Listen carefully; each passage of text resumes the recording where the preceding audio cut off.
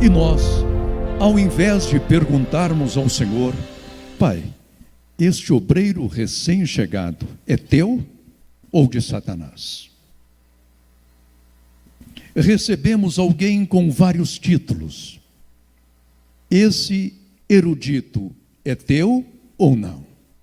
Ou pertence ao diabo?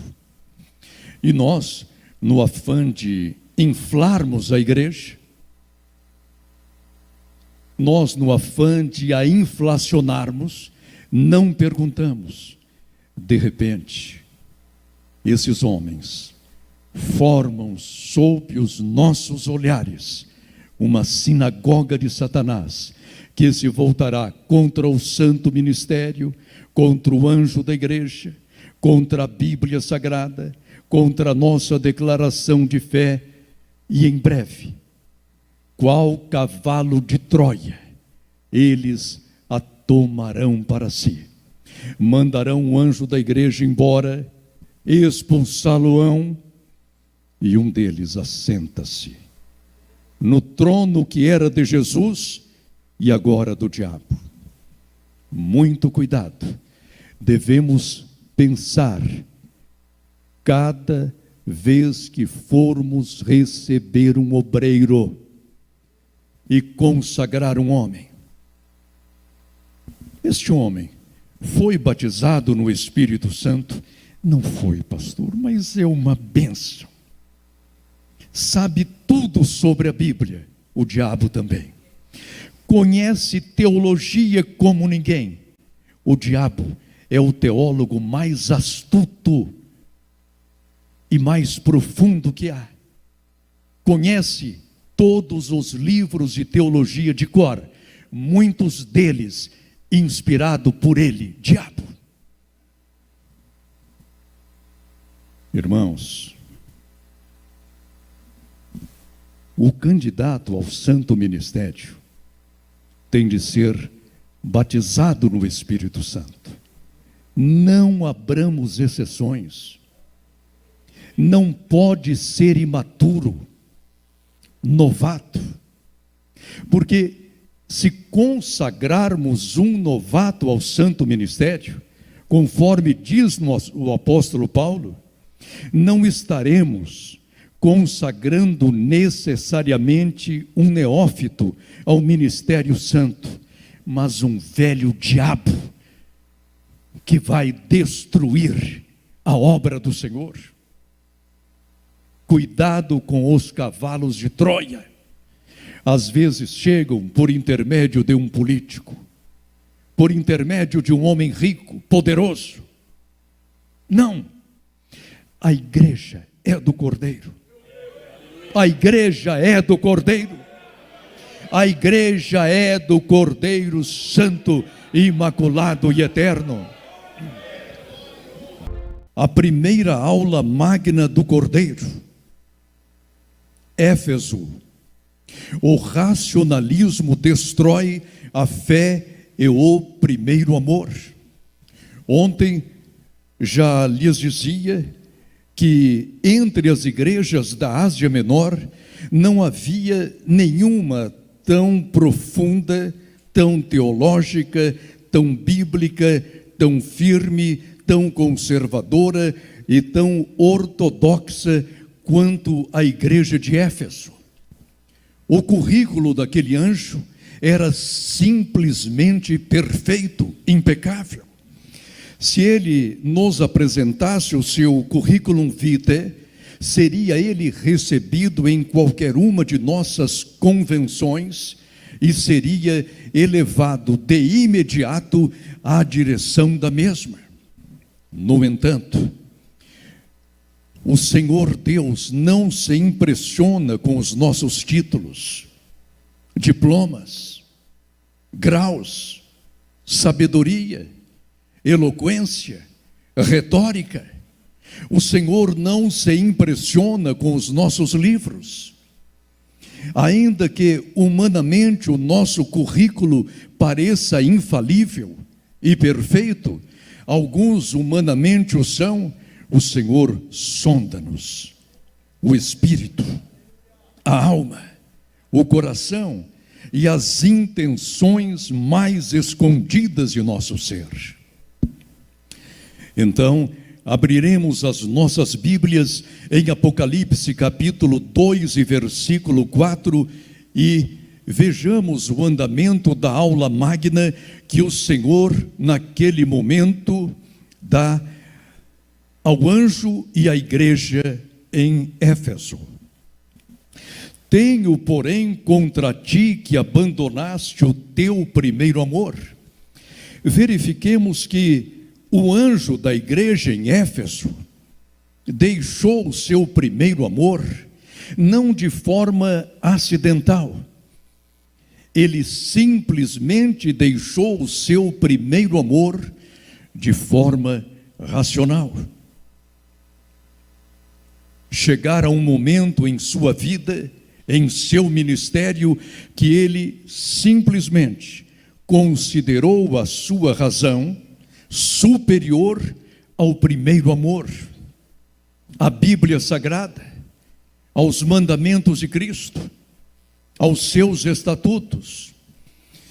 Ele simplesmente optou racional e conscientemente em deixar o seu primeiro amor. E o Senhor agora demonstra-lhe que no âmbito de seu reino, de sua igreja, só o primeiro amor importa. Houve um poeta mineiro chamado Carlos Drummond de Andrade que certa vez escreveu: o primeiro amor passou, o segundo amor passou, o terceiro amor passou, mas o coração continua. Membros do Santo Ministério, no reino de Deus, o segundo amor não é amor. O terceiro amor parece amor, mas não é amor.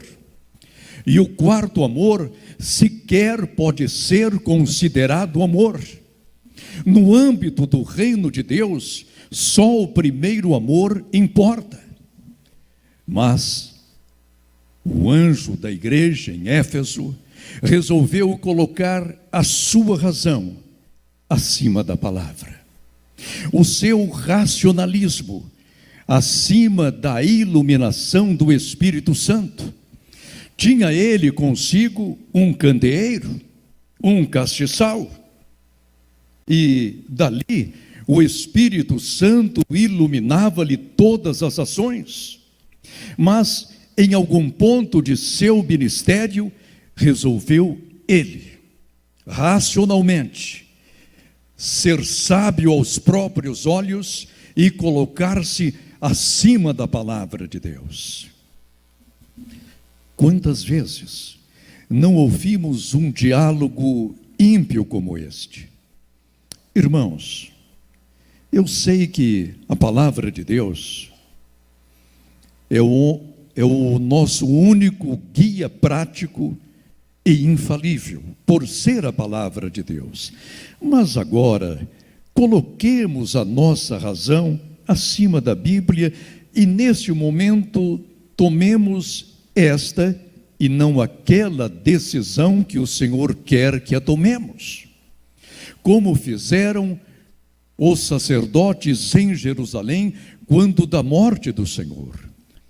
Eles sabiam perfeitamente, alguns deles, ou muitos deles, que Jesus era de fato o Messias de Israel e o Salvador do mundo. Mas para não perder os seus favores diante dos romanos, resolveram crucificá-lo, matá-lo, e para tanto mentiram.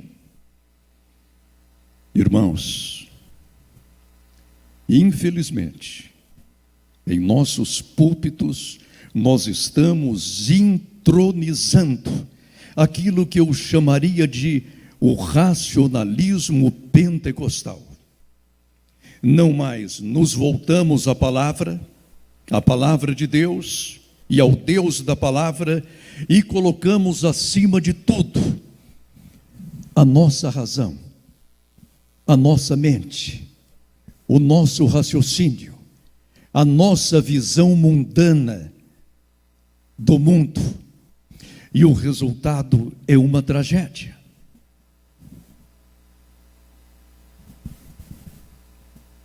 Entristeço-me quando vejo pastores, homens de Deus, ocupados com o santo ministério, interromperem as suas atividades junto à noiva do Cordeiro para fazerem um curso chamado Ciência da Religião.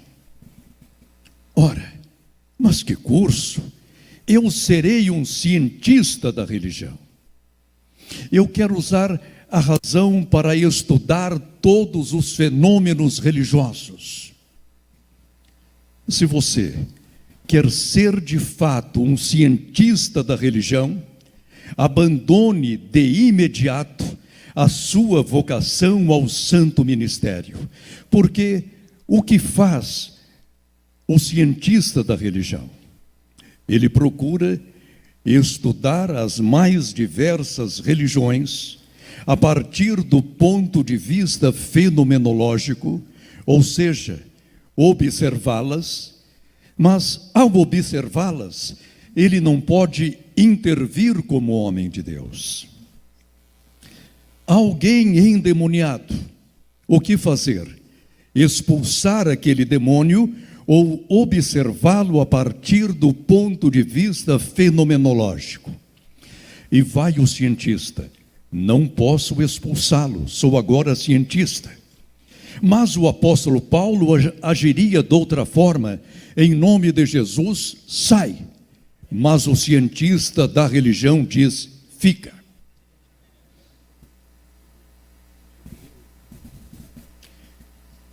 Quando um cientista da religião chega a Atenas, do Novo Testamento, ele a percorre. Vê todos os santuários e nichos e deuses e deusas e acha tudo aquilo interessante. Mas jamais evangelizará aquela cidade por ser um cientista da religião.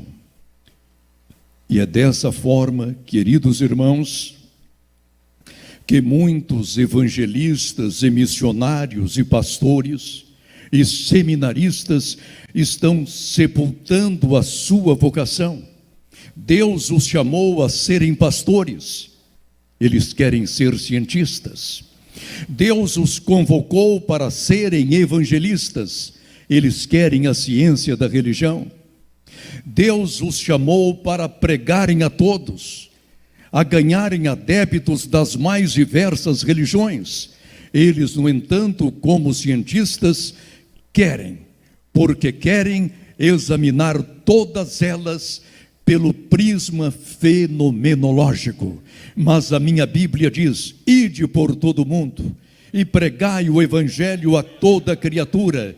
Quem crer e for batizado será salvo, mas quem não crer será condenado.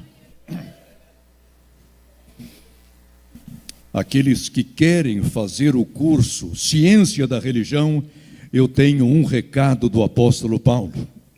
1 Timóteo capítulo 6, versículos 20 e 21. E tu, ó Timóteo, guarda o que te foi confiado, evitando os falatórios inúteis e profanos e as contradições do saber ou da ciência, como falsamente lhe chamam, pois alguns, professando-o, se desviaram da fé. A graça seja convosco. Ora, observemos que o anjo da igreja em Éfeso fez-se racionalista, ou melhor, iluminista. Achava-se ele iluminado porque ainda tinha capacidade de aferir as credenciais de alguém que se declarava apóstolo, e ele era um teólogo tão competente que conseguia chegar ao cerne da falsidade daquele indivíduo. Mas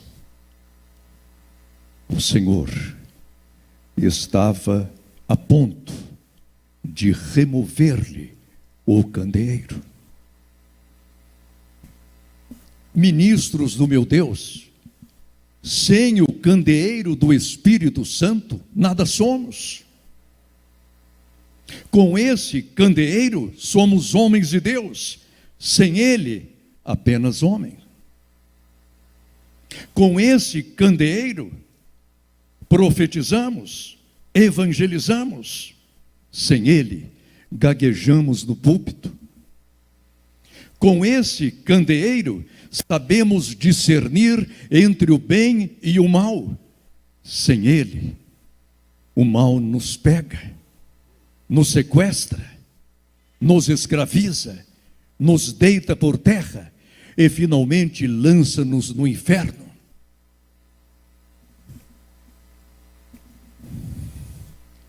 O anjo da igreja em Éfeso perdeu o primeiro amor, mas quando nos voltamos para o Salmo 116 e versículo 1, nós vemos um teólogo, um salmista, um homem de Deus dizer: amo ao Senhor, porque Ele ouviu a minha voz e a minha súplica. Aleluia! Esta foi a nossa primeira aula magna. E o Senhor, com esta aula magna, inaugura o período apocalíptico no qual eu, você, todos nós estamos inseridos. Não nos esqueçamos deste período tão maravilhoso, o período apocalíptico. É difícil? É. Mas nós sentimos a presença do Cordeiro todos os dias. A segunda aula magna. Esmirna, Cristo em cadeias democráticas. Diz a palavra, Apocalipse 2: eu sei as tuas obras, e tribulação, e pobreza, mas tu és rico, e a blasfêmia dos que se dizem judeus e não o são, mas são a sinagoga de Satanás. Nada temas das coisas que hás de padecer. Eis que o diabo lançará alguns de vós na prisão, para que sejais tentados, e tereis uma tribulação de 10 dias. Sê fiel até a morte, e dar-te-ei a coroa da vida. Nesta aula magna, o Senhor adverte-nos, mas ao mesmo tempo consola-nos. Vejam, queridos irmãos, que neste período apocalíptico não há qualquer diferença entre estar no Brasil, ou nos Estados Unidos, ou na Coreia do Norte, ou na China, ou na Rússia. Pois a verdadeira igreja do Cordeiro está sendo implacavelmente destruída ou perseguida. Destruída não porque ninguém consegue destruí-la, mas perseguida tanto no Brasil quanto nos Estados Unidos, ou na Coreia, ou na China, ou na Rússia. Principalmente nos países democráticos.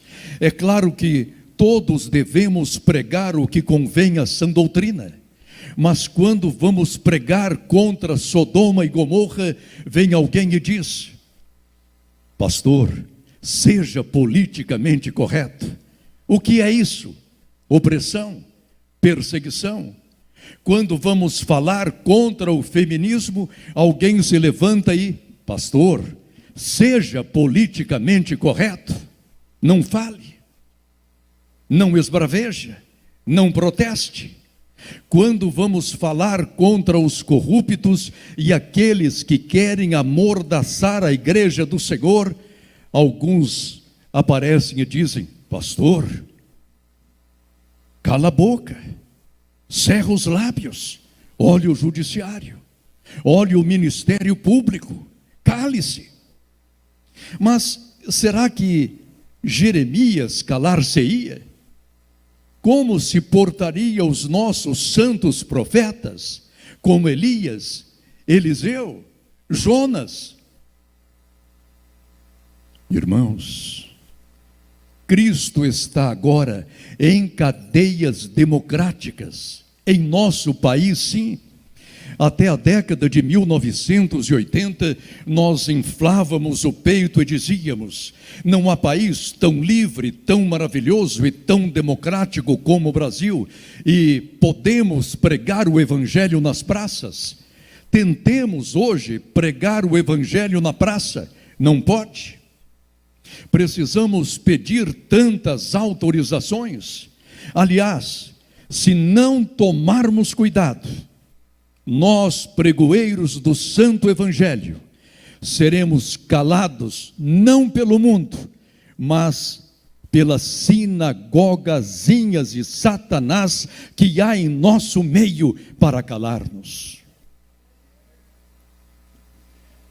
Certa vez, quando eu comentava uma lição da escola dominical e tocávamos exatamente neste problema, no homossexualismo, alguém me disse: pastor, cuidado, que Sodoma e Gomorra não quererão essa lição. E esse alguém era um pastor. Tinha uma responsabilidade muito grande, mas a lição saiu assim mesmo. Não por minha coragem, porque eu sou um homem tímido, mas porque o Cordeiro estava ali para garantir a palavra de Deus.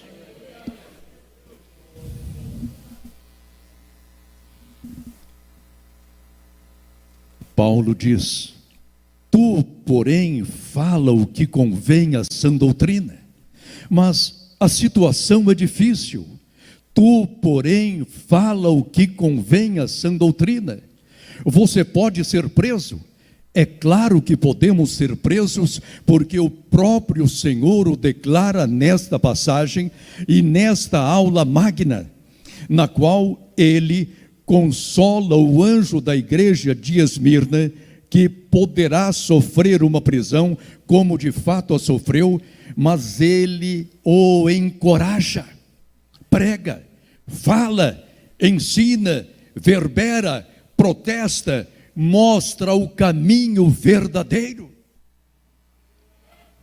Seminaristas, estamos nesta escola de profetas, não para sermos politicamente corretos, mas para sermos biblicamente infalíveis e pregar apenas o que convém à sã doutrina. Passemos agora rapidamente para a terceira aula magna. Pérgamo, a engenharia teológica a serviço de Satanás. Abriremos as nossas Bíblias em Apocalipse capítulo 2, versículos 14 e 15. Diz-nos a palavra de Deus: mas umas poucas coisas tenho contra ti, porque tem lá os que seguem a doutrina de Balaão, o qual ensinava Balaque a lançar tropeços diante dos filhos de Israel, para que comessem dos sacrifícios da idolatria e se prostituíssem. Assim tens também os que seguem a doutrina dos nicolaítas, o que eu aborreço. Irmãos, a igreja de Pérgamo havia progredido missiologicamente, anunciava o Evangelho, havia avançado evangelisticamente, ganhava almas, havia solidificado internamente os seus membros, era uma igreja doutrinadora. Enfim, a igreja em Pérgamo era até um determinado tempo modelo em termos de doutrina e ortodoxia. Mas por falta de vigilância, imiscuíram-se naquela amada igreja hereges, apóstatas, homens maus, perversos, mentirosos, inimigos de Deus e adversários ferrenhos da esposa do Cordeiro. E em pouco tempo, lá estavam aqueles senhores a fazerem engenharia teológica para destruí-la. Já ouviram essa expressão? Engenharia teológica? É o que estão fazendo também nas Assembleias de Deus. E o Senhor cita aqui o exemplo de Balaão. Balaão não era hebreu, mas profeta. Não era israelita, mas falava com o Senhor. Não era descendente de Abraão, mas conhecia os mistérios do eterno Senhor. No entanto, os seus olhos cresceram, alargaram-se, arregalaram-se, quando viu o ouro de Balaque. A verdade é valiosa, mas o ouro de Balaque, mais. A verdade é altíssima, mas a prata de Balaque, abundante agora, irresistível. Ele sabia que não podia amaldiçoar os filhos de Israel, nem contra eles fazer trabalho algum de feitiçaria. Feitiçaria não pega. Feitiçaria não pega o crente, mas o pecado sim. Aí Balaão disse: olha, eu não posso amaldiçoar os filhos de Israel, porque eles contam com as bênçãos do Senhor. Mas façamos aqui uma engenharia teológica. Feitiçaria não pega, mas o pecado pega. Então Balaque, para amaldiçoar os filhos de Israel, é só espalhar entre o arraial hebreu prostitutas, meretrizes cultuais. Essas mulheres induzirão os varões hebreus a se prostituírem, a fornicarem e a comerem comidas dedicadas aos ídolos. Irmãos, e o resultado foi que num só dia 24.000 homens hebreus morreram da praga que o Senhor espalhara por todo aquele arraial. 24.000. E parece que aquela praga não foi suficiente para deter os pecadores, porque havia um dentre eles, líder, se não me engano, da tribo de Simeão, que aos olhos de todo Israel estava ali prostituindo-se, pecando, adulterando, como se ele fosse um herói. E a praga continuava a destruir os filhos de Israel, até que Finéias apossou-se de uma lança e ali, em nome do Senhor dos Exércitos, cravou os 2 prostitutos, aquele líder mais aquela prostituta, e a praga desapareceu da casa do Senhor. Como precisamos hoje de homens como Finéias, homens valentes, corajosos, que se angustiam pelo bem-estar e pela santidade da igreja do Senhor. Mas onde os Finéias? Onde os nossos heróis? Onde os homens corajosos?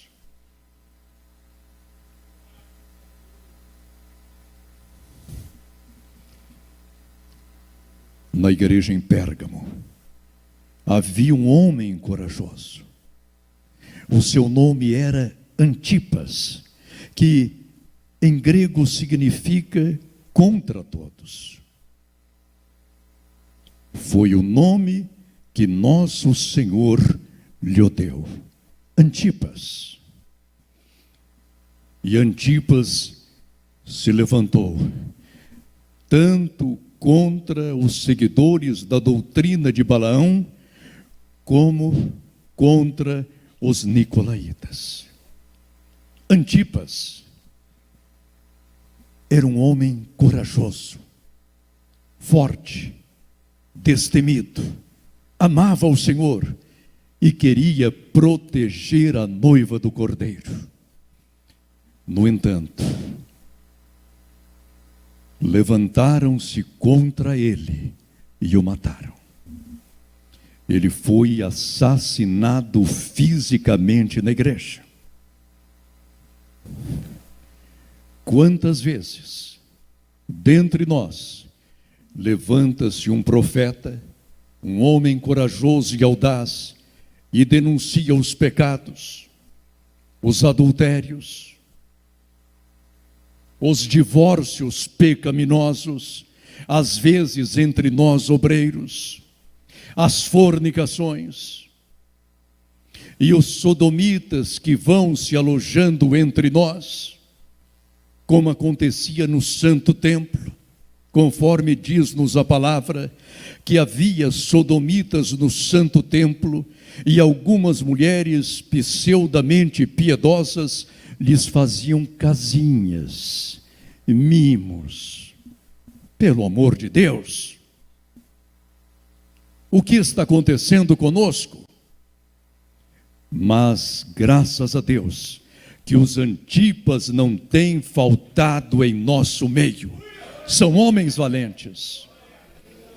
Uns são perseguidos, outros já não têm oportunidade para pregar, outros são escorraçados, outros ainda estão sendo assassinados espiritual, moral e emocionalmente. Mas o Senhor Jesus Cristo, o Cordeiro de Deus imaculado, santo e eterno, jamais deixará de ter os seus Antipas em nosso meio. Esse é o nosso Senhor.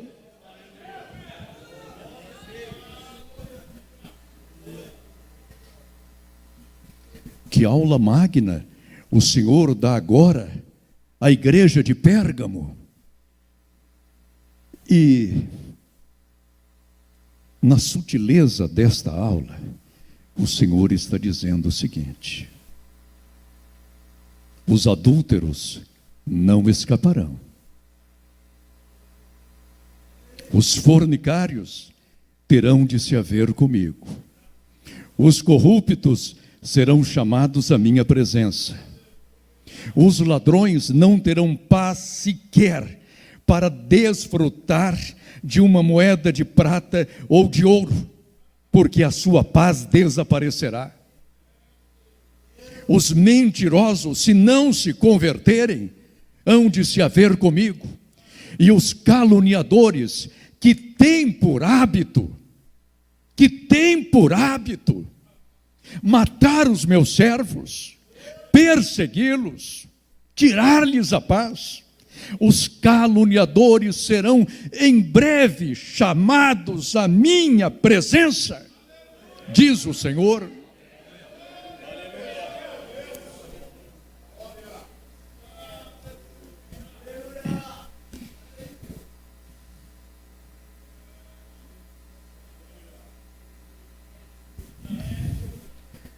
A quarta aula magna do Santo Cordeiro te atira o feminismo e as profundezas de Satanás. Abramos as Bíblias em Apocalipse capítulo 2 e versículo 20. Mas tenho contra ti o tolerares que Jezabel, mulher que se diz profetiza, ensine e engane os meus servos, para que se prostituam e comam dos sacrifícios da idolatria.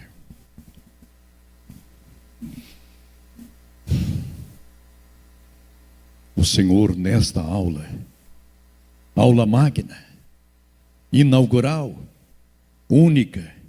O Senhor, nesta aula, chama a atenção ao anjo da igreja em Tiatira. Porque ele, politicamente correto, porque ele, polidamente, porque ele, educadamente, porque ele, cavalheirescamente, tolerava Jezabel. Era sua profetisa de estimação. Mexer com Jezabel? Não. Mexer com esta mulher? Não. Mexer com esta profetisa? Não. E enquanto isso, ia a senhora Jezabel, com a sua engenharia teológica, seduzindo os varões da igreja, para que se prostituíssem, para que com ela adulterassem, e para que se servissem dos alimentos dos ídolos. Na igreja, aos olhos humanos, não havia mulher tão fervorosa. Quando glorificava, aleluia. Quando se manifestava, todos ouviam-na. Educadamente ouviam-na. Que mulher espiritual! Mas o Cordeiro, cujos olhos são como chama de fogo, vê os nossos corações, conhece os nossos ministérios, sabe que mulher lhe pertence, sabe que homem é teu, sabe que ministro daria sua vida por sua igreja, por sua noiva. Irmãos, mas a mulher é fervorosa. Não estamos falando de fervor. O Senhor exige espiritualidade. Não estamos falando de fervor. O Senhor exige de cada um de nós o fruto do Espírito. Mas Jezabel é uma mulher profunda. Conhece as profundezas. Quando ela fala, que profundidade. Quando ela brada, foi até o centro da terra. Quando ela profetiza, não há ninguém com o seu conhecimento. Mas o Senhor disse: não vos enganeis, porque toda essa profundeza não é minha. Toda essa profundidade não adveio do meu espírito. Mas que profundidade é essa? Apocalipse 2:24. Mas eu vos digo a vós e aos restantes que estão em Tiatira, a todos quantos não têm esta doutrina e não conheceram, como dizem, as profundezas de Satanás, que outra carga não vos porei. Antes de essa senhora chegar, Tiatira era também uma igreja forte, evangelística, missionária, espiritual, apologética, polêmica também. Estava sempre disposta a defender o santo evangelho diante de todos. Mas essa senhora, com as suas profecias, acabou por minar a espiritualidade de Tiatira.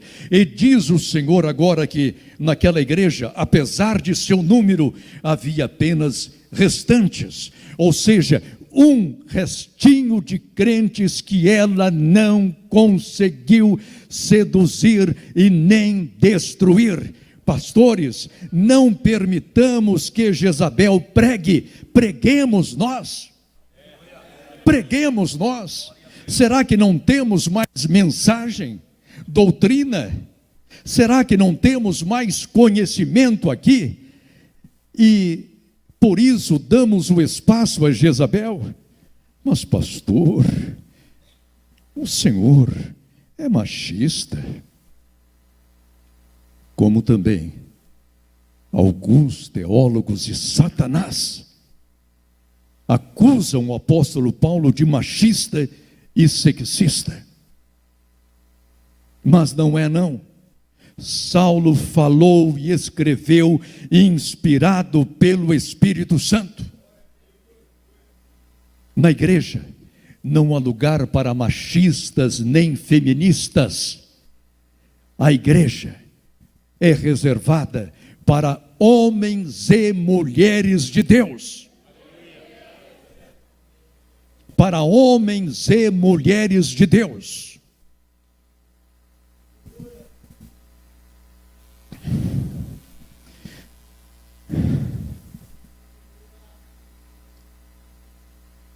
Quinta aula magna do Cordeiro Imaculado. Sardes, a igreja morta-viva. Eu sei as tuas obras, que tens nome de que vives, e estás morto. Sê vigilante, e confirma o restante que estava para morrer, porque não achei as tuas obras perfeitas diante de Deus. Ou, noutras palavras, quando se entrava na igreja em Sardes, tinha-se a impressão de estar adentrando um necrotério, ou um museu de cera. Olhando para o púlpito, lá estavam os obreiros, arrumadinhos, aprumadinhos, todos eles impecavelmente vestidos, mas mortos, defuntos, sem vida, sem comunhão com o Senhor, sem contato com a palavra de Deus e com o Deus da palavra. Quando se olhava para o anjo da igreja, não havia homem mais belamente embalsamado do que ele.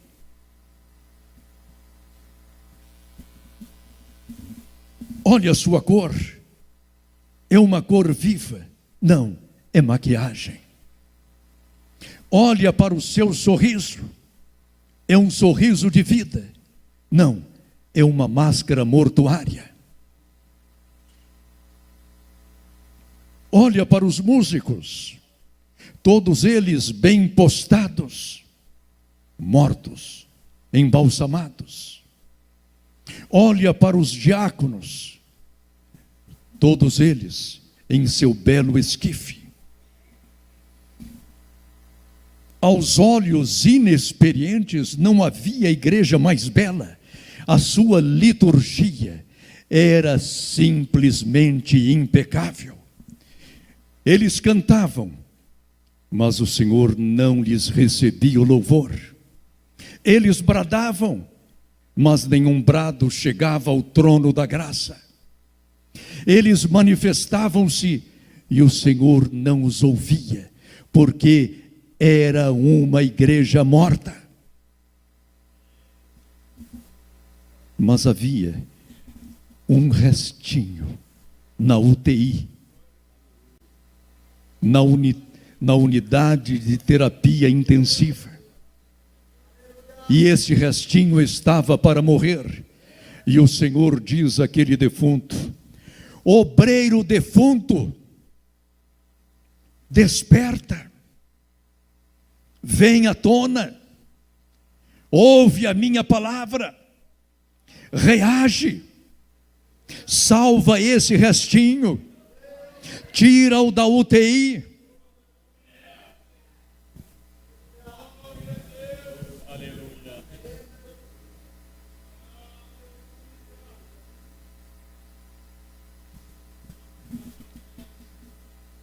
Mas pastor, a nossa igreja é ortodoxa, ortodoxia defunta, é conservadora, conservadorismo empanado.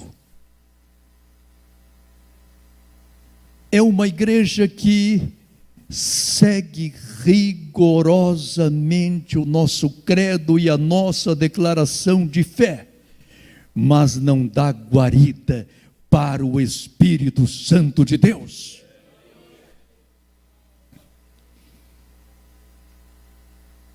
Avancemos. Sexta aula magna do Santo e Imaculado Cordeiro, Filadélfia, Operação Cavalo de Troia. Eu sei as tuas obras. Eis que diante de ti pus uma porta aberta e ninguém a pode fechar. Tendo pouca força, guardaste a minha palavra e não negaste o meu nome. Eis que eu farei aos da sinagoga de Satanás, aos que se dizem judeus e não são, mas mentem. Eis que eu farei que venham e adorem prostrados a teus pés, e saibam que eu te amo. Apocalipse capítulo 3, versículos 8 e 9. Irmãos, nem sempre nós pastores, obreiros de Cristo, homens de nosso Senhor, podemos, com os nossos olhos meramente humanos, detectar onde se encontra a sinagoga de Satanás. Às vezes em nosso meio, mas não a detectamos. Às vezes ao nosso lado, mas não conseguimos discernir-lhe o espírito, porque Satanás age como os gregos. Dá-nos o seu presente. Que belo, que amizade, que cortesia, que gentileza. E nós, ao invés de perguntarmos ao Senhor: Pai, este obreiro recém-chegado é teu ou de Satanás? Recebemos alguém com vários títulos. Esse erudito é teu ou não? Ou pertence ao diabo?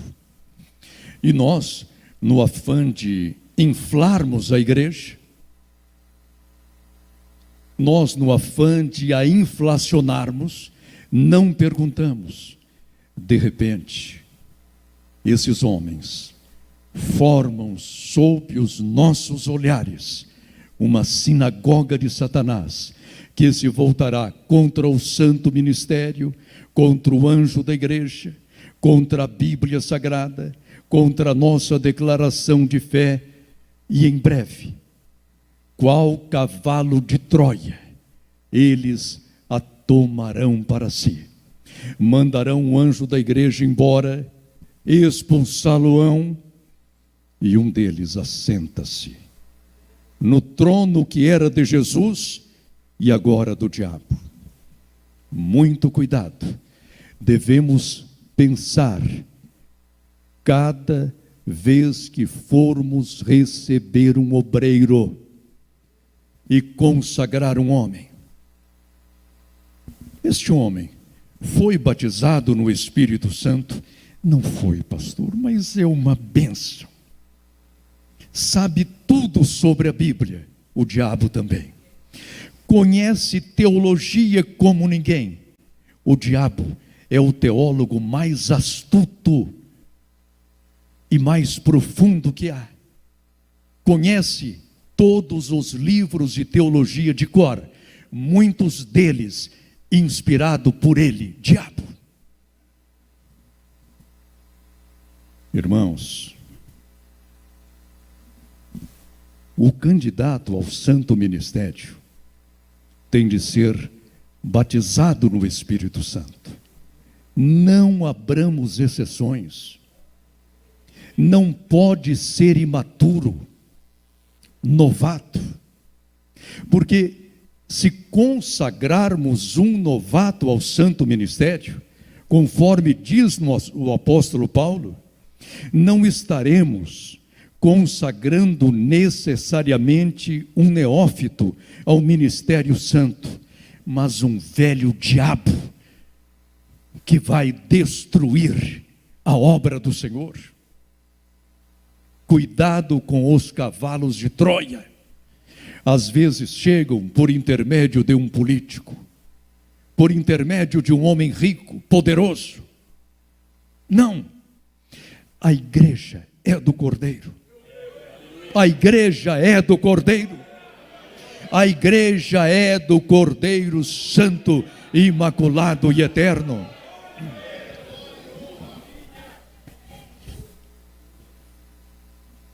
Já estamos encerrando. 7ª aula magna do Santo, imaculado e eterno Cordeiro. Observemos que o Senhor Jesus foi de igreja em igreja, de congregação em congregação, dando essas aulas.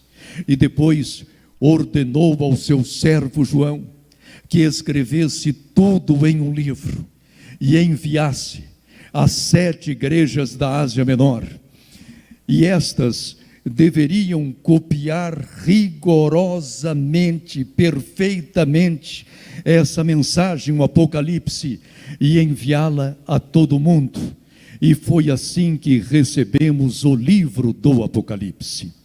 Agora estamos em Laodiceia, e eu percebo que o semblante do Cordeiro é grave, é forte, é amargo. E os seus olhos não nos deixam enganar. E o Cordeiro está aqui.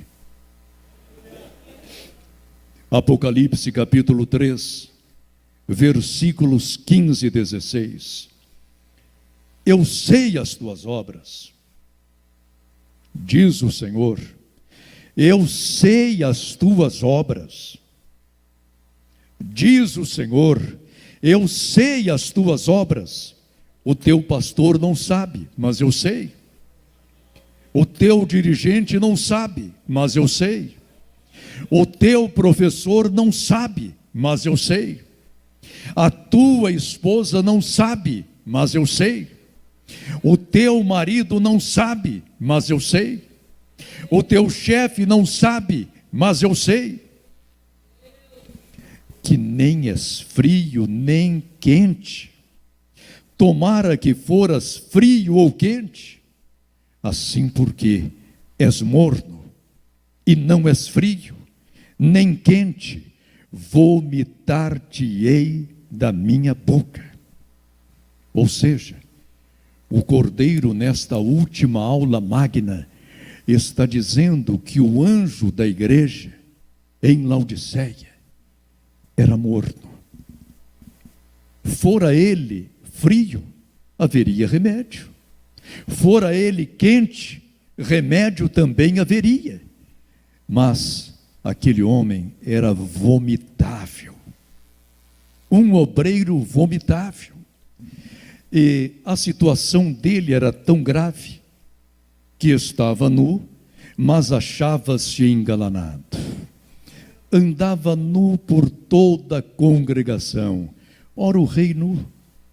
E o pior, que havia os bajuladores e diziam-lhe: Rei, que vestes, que requinte, que elegância. Aí vem o Cordeiro e diz: nu, miserável, cego, vomitar-te-ei da minha boca.